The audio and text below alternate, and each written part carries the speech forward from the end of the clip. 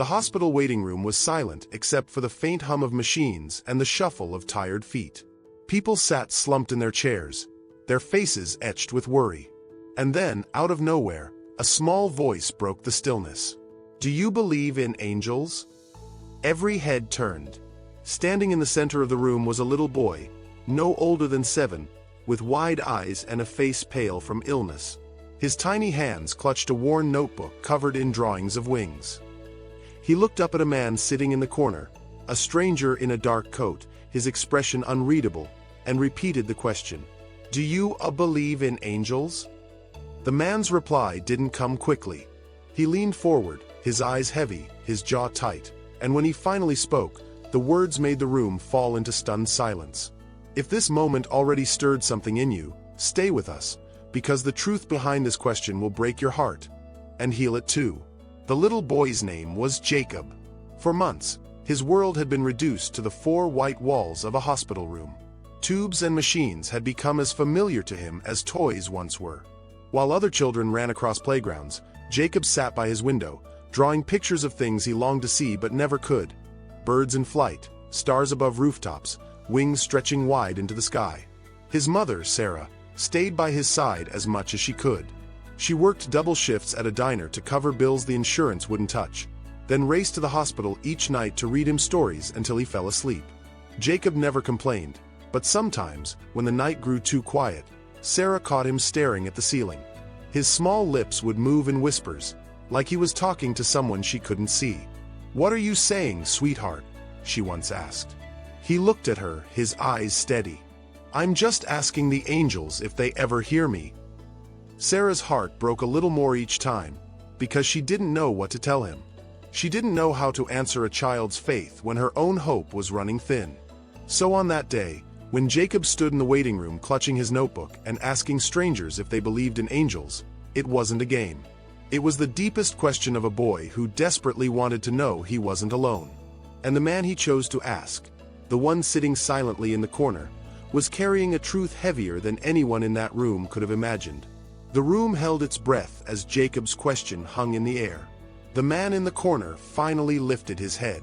He was older, his face lined with years, his eyes shadowed with something deeper than exhaustion. He studied Jacob for a long moment before speaking. "Yes," he said softly, his voice gravelly but sure. "I believe in angels." Jacob's face lit up, but the man didn't stop there. His gaze shifted to the notebook clutched in the boy's hand. "Sometimes," he continued, "they don't have wings. Sometimes they just look like ordinary people, until the moment you need them most." A murmur rippled through the waiting room. People exchanged glances, unsettled by the weight in his words. Sarah, standing nearby, tilted her head, curiosity battling with caution. Jacob took a hopeful step closer. "Have you ever seen one?" The man leaned forward, his expression tightening.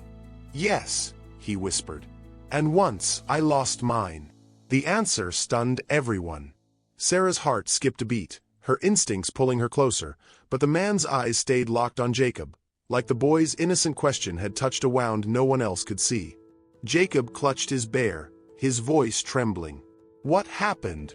The man's jaw flexed.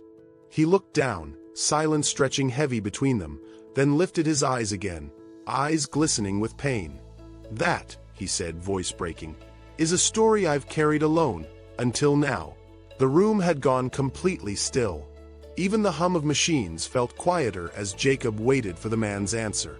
The stranger took a deep breath, his hands clasped tightly in front of him as if holding something together inside. "The angel I lost," he began slowly, "wasn't someone with wings. She was my wife, my anchor, my light." Gasps whispered through the waiting room.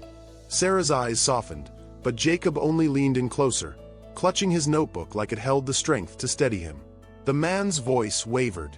"She died. In this very hospital. Right upstairs. And ever since, I've been coming back, sitting here, because I don't know how to leave her behind." The weight of his words hit everyone like a stone dropped in water, rippling through the silence. For a moment, Jacob's innocence and the man's grief seemed to collide, and the room felt suspended between sorrow and something unspoken. Jacob's small voice broke the stillness. But, if she's gone, doesn't that mean she really is an angel now? The man's lips parted, his breath catching. For the first time in years, someone had reframed his loss not as an ending, but as a transformation. Tears welled in his eyes, but before he could answer, a nurse walked briskly into the waiting room and called his name. "Mr. Carter, your results are back. The doctor will see you now." The room stirred again, the fragile bubble of silence broken. Sarah blinked. Mr. Carter? The name sparked recognition. She had seen it before, printed across newspaper headlines, whispered in stories of wealth and power. Her eyes darted back to him, her breath quickening. The man sitting quietly in the corner wasn't just a grieving husband. He was someone far more powerful and far more complicated than anyone realized. Sarah's mind spun. Mr. Carter. She had heard that name before. Not in passing, not by accident, but in stories that spread through town.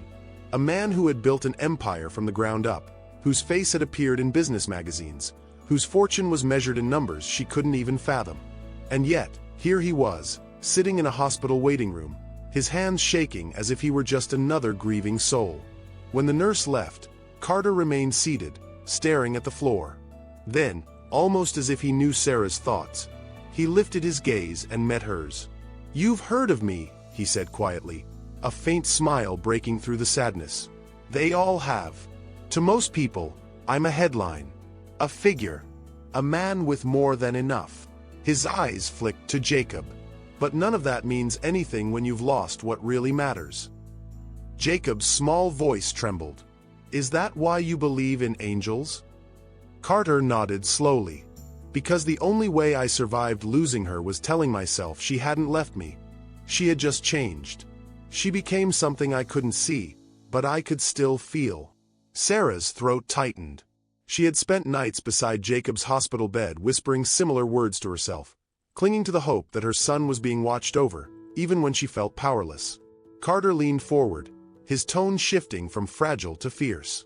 "I've spent years building walls with money, with titles, with power, and all it did was keep me further from the truth. Sitting here today, hearing your boy ask about angels, I realized, sometimes, the angels don't leave. Sometimes, they send us reminders." He looked at Sarah, then Jacob.